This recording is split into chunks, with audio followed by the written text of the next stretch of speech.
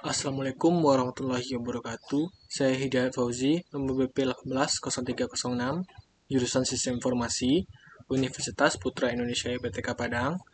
Di video ini saya akan menjelaskan hasil penelitian praktek kerja lapangan saya dengan judul Implementasi Metode Multifaktor Evaluation Process dalam sistem pendukung keputusan untuk menentukan produk terbaik pada toko Suraya Bedsheet Kota Baru dengan menggunakan bahasa pemrograman PHP dan database MySQL.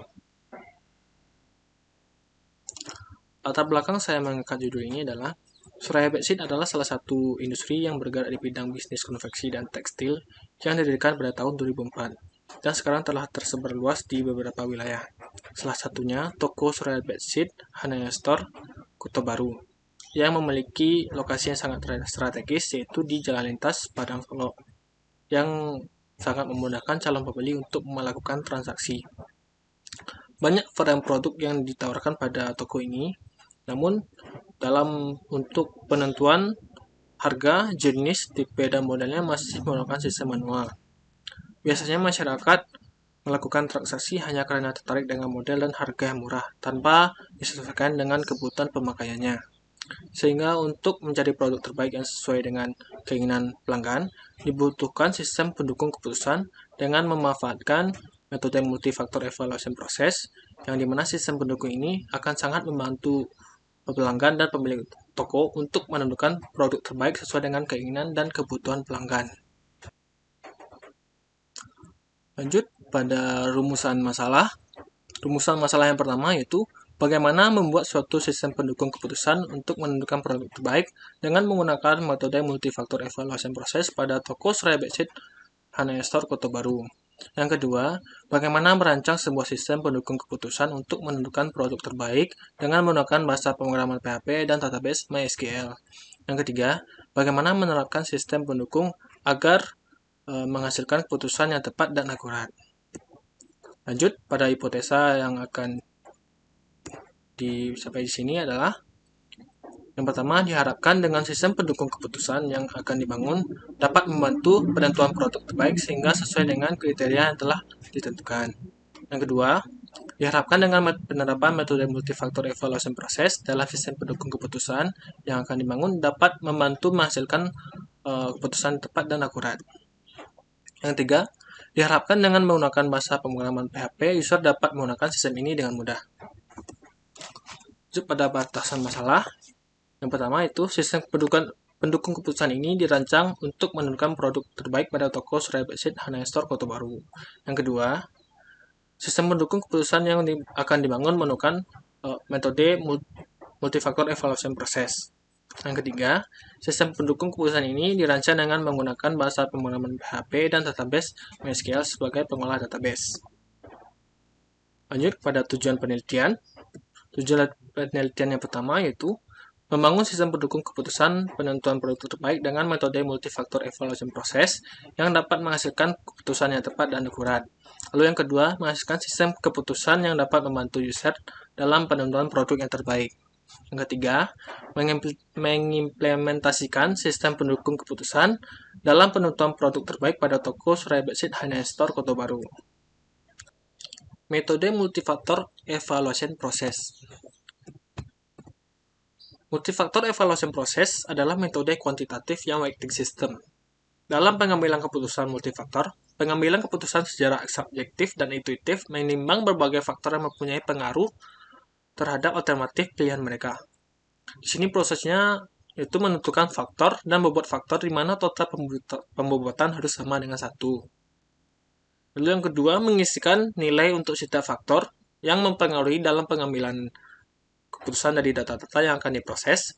Nilai yang dimasukkan dalam proses pengambilan keputusan merupakan nilai objektif yang sudah pasti, yaitu faktor evaluation yang dinilai antara 0 hingga 1. Proses perhitungan weight evaluation yang merupakan proses perhitungan bobot antara faktor weight dan faktor evaluation dengan serta penjumlahan seluruh hasil weight evaluation untuk memperoleh hasil evaluasi. Lanjut pada alat bantu perancangan sistem, yaitu use case diagram. Use case diagram adalah salah satu diagram UML yang merupakan sebuah proses penggambaran yang dilakukan untuk menunjukkan hubungan antara pengguna dengan sistem yang dirancang. Di sini admin sebagai aktor atau pengguna, home, login, logout, mengelola data alternatif sampai dengan mengelola laporan melakukan sebuah use case. Nah, sini admin sebelum melakukan mengelola data alternatif sampai dengan mengelola laporan, admin terlebih dahulu harus login karena di sini terdapat relasi include. Jadi sebelum admin melakukan mengelola data alternatif hingga mengelola laporan, admin harus login terlebih dahulu. Baik. Lanjut ke alat bantu perancangan sistem yang kedua, yaitu kelas diagram. Kelas diagram adalah alur database sebuah program. Di sini terdapat ada yang namanya nama kelas, atribut, dan proses. Di sini seperti contoh ada tabel penilaian, yaitu nama kelas, yang terdapat atributnya seperti ID alternatif, ID periode, C1, C2, C3, C4, dan prosesnya seperti edit, lihat, dan hapus. Lanjut ke alat bantu perancangan sistem berikutnya, yaitu activity diagram. Activity diagram adalah kegiatan diagram kerja yang menggambarkan perilaku aktivitas pada sistem. Di sini adalah user pada status awal. Di status awal kita akan melakukan aktivitas login. Di sini ada pencabangan, jika user melakukan login, dia akan lanjut ke aktivitas berikutnya, yaitu pada home.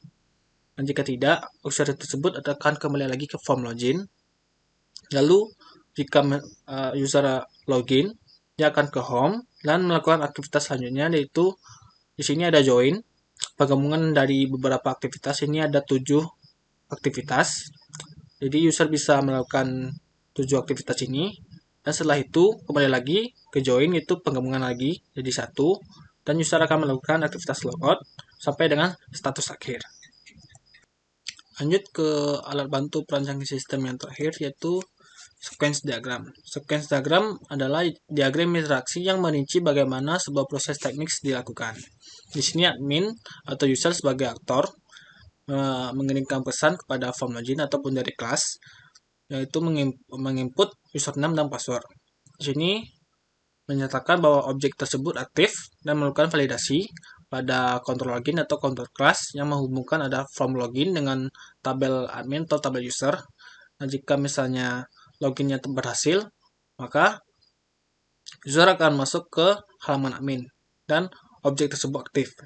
Lalu, user akan melakukan proses perhitungan yang mengirimkan pesan pada proses perhitungan dan sampai ke proses perhitungan dan objek tersebut aktif. Karena ini sequence diagram proses perhitungan, jadi sampai di sini. Dan jika user ingin logout, maka user akan mengirimkan pesan logout dan user akan kembali lagi ke form login. Lanjut pada kesimpulan penelitian ini, yang pertama, sistem mendukung perusahaan pada Surabaya Batsit Kota Baru diharapkan dapat membantu dalam penentuan produk terbaik. Yang kedua, pemanfaatan metode multifaktor evaluation proses dalam sistem pendukung keputusan pada Surabaya Batsit Kota Baru dapat mempermudah dan menentukan produk terbaik. Yang ketiga, sistem pendukung keputusan pada Surabaya Batsit Kota Baru dapat menampilkan laporan hasil penentuan produk terbaik. Lanjut yang terakhir, yaitu saran. Saran yaitu pimpinan Surabaya Batsit Kota Baru sebaiknya mengikuti terus perkembangan sehingga dapat menciptakan sistem yang lebih kompleks.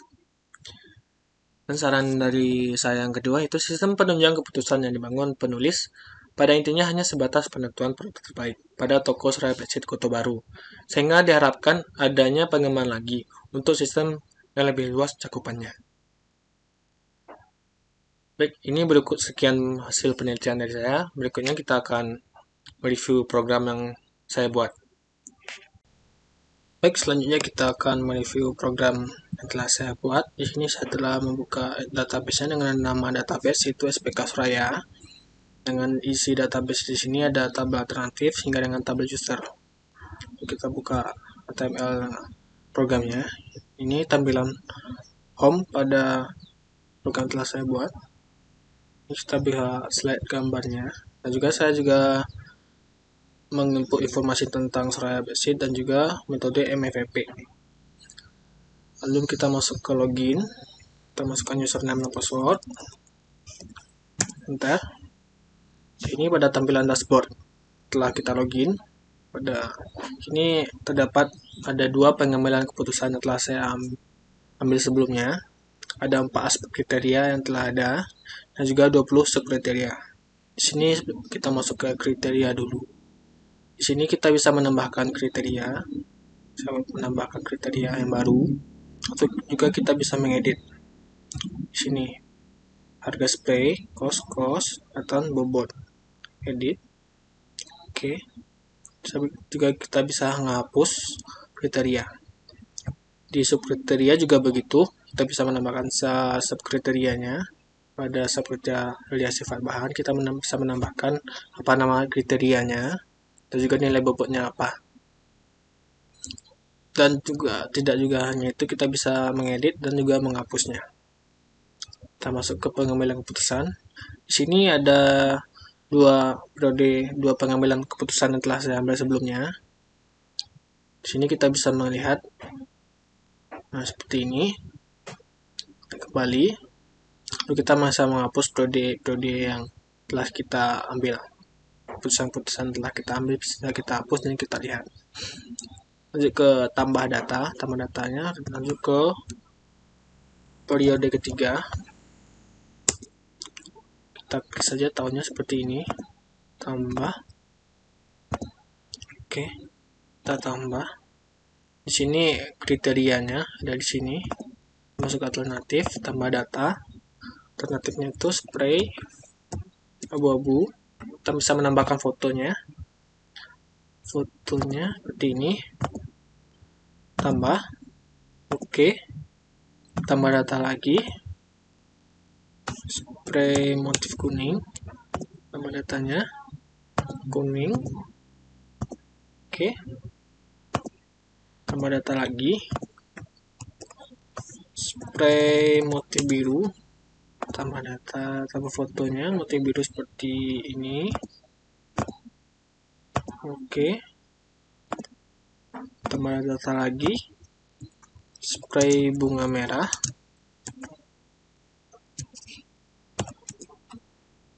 Kita masukkan fotonya.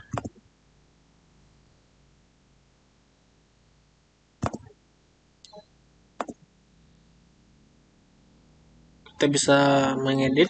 Misalnya di sini ada yang salah namanya, kita fotonya. Kita bisa edit, diklik jika ingin mengubah foto. Checklist, kita ubah jadi ini. Oke, edit. Update berhasil. Oke, lalu dia akan berubah. Foto tadi akan berubah. Lanjut. Nah, di sini juga kita bisa mencetak laporannya dari tabel alternatif. Jadi ke penilaian. Penilaiannya tadi kita spray abu-abu, dia langsung ada di sini. Alternatif yang telah kita input tadi. Ayo ke harga spraynya 350.000, cukup bagus, sifat bahan kurang bagus. Tahan,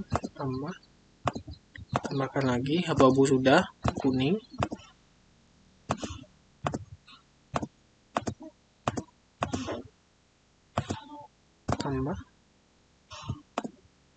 Tambah lagi.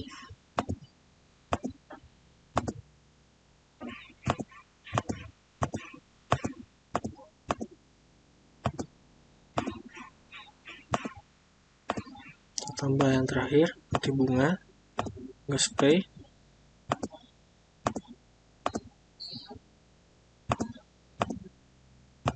Nah, jika kita ingin mengeditnya juga bisa dan juga menghapus. Ke proses perhitungan. Nah, sini kita klik proses, baru dia akan mengeksekusi. Kita klik proses, proses menambah. Nah, seperti ini. Jadi produk spray yang terbaik adalah spray abu-abu dengan nilai referensi 3 dan ranking pertama. Sini berdasarkan bobot yang telah kita isi, makanya rankingnya 1. Kita bisa juga cetak laporannya seperti ini. Jika tidak, cancel. Ini dan tidak juga hanya laporan, hasil keputusan, penilaian juga alternatif. Tidak bisa kita cetak laporannya. Jadi kita akan logout kembali. Jika kita akan logout. Nah, di sini periode yang kita bikin tadi dia akan tersimpan di database. Jadi 3 periode ini akan tersimpan di database. Seperti itu. Jadi kita akan logout, keluar. Oke. Baik, seperti itulah program yang saya buat Mohon maaf jika ada kata-kata yang salah. Saya akhiri dengan wabillahi taufiq wa hidayah. Assalamualaikum warahmatullahi wabarakatuh.